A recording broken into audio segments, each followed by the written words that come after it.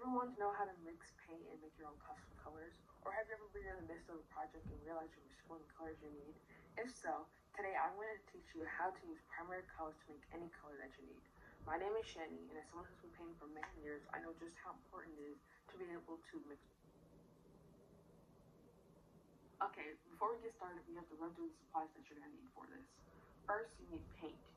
You need the primary colors, which are yellow, blue, and red. You can use any form of paint that you like. I'm using acrylic, but anything works. You can use 3D paint, you can use watercolor, whatever medium is your personal preference. This is mine, so this is what we'll be using. Next, you need brushes or anything you can use to mix the paint with. So that can also include spatulas or anything really. Anything you don't mind getting dirty.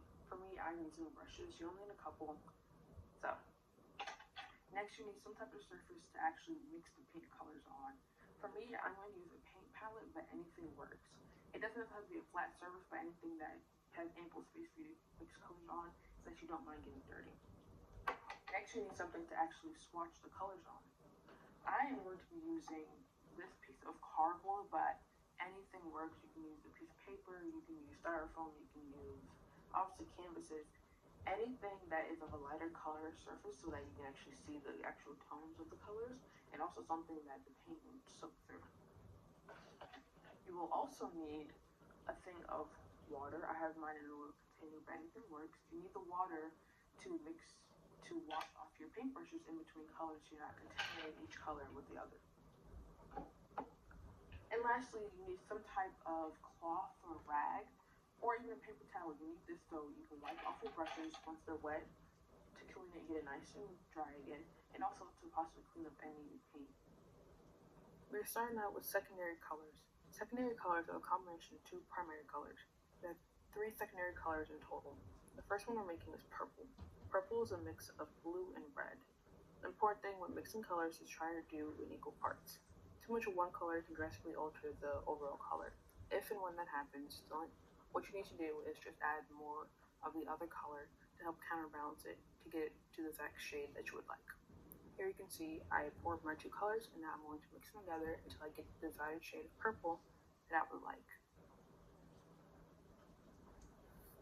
And here I am swatching it, and there we have purple. Next, we're moving on to orange. Orange is a mix of blue and yellow, a mix of red and yellow. Same principle applies as before. Try to do equal parts of each.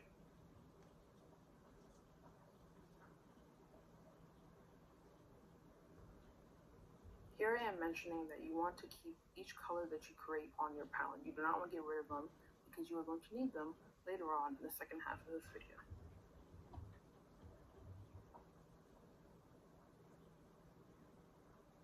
Once again, just mix the 2 until you get the shade that you like. And here we have orange. Our last and final secondary color is green. Green is a mix of blue and yellow.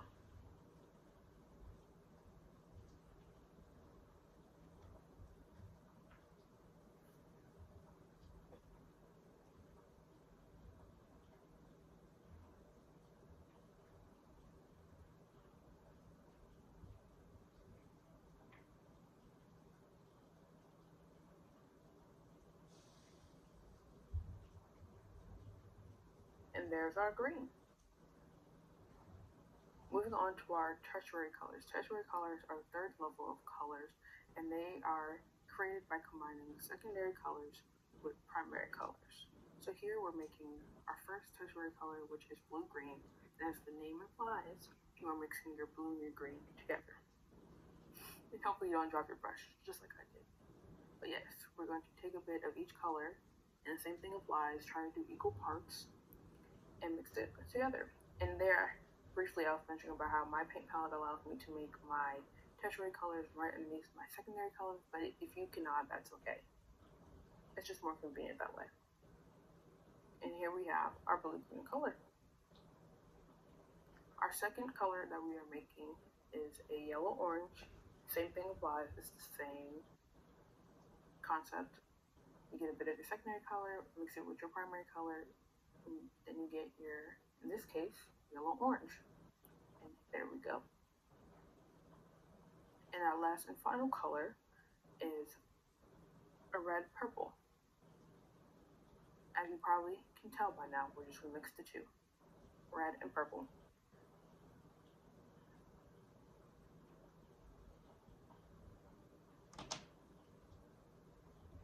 And there we go.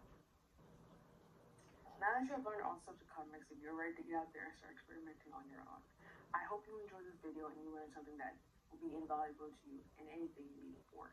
Not only for little projects such as painting a piece, but also maybe when you're designing, when you're painting your home, or anything that requires you to know how to mix colors.